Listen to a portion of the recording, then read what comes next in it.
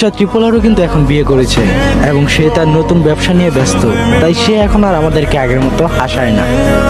Excitable gamer তো এখন trading নিয়ে ব্যস্ত, তার কি আর আমাদের কথা মনে আছে? জান্নাত গেমিং এর বিয়ে হয়ে সে এখন বাচ্চার মা হয়ে গেছে।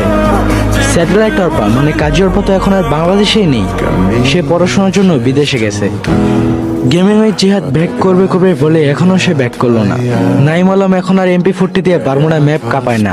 মামা প্রবলেমের বাতিন মিয়া, নুপ মামা, টস বাংলা গেম, তারা এখন ভিডিও বানানোর কথাই হয়তো বা বলে গেছে। 12 লল গেমার এখন আর আগের মতো হাসাতে পারে না।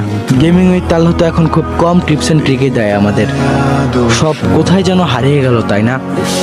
হ্যাঁ, এখন কমিউনিটিতে অনেক ভালো ভালো ক্রিয়েটর এসেছে বা হয়েছে, তবে আগের কমিউনিটিটা ছিল দুর্দান্ত। কি ছিল না সেখানে? কথায় আছে না, ওল্ড ইজ গোল্ড।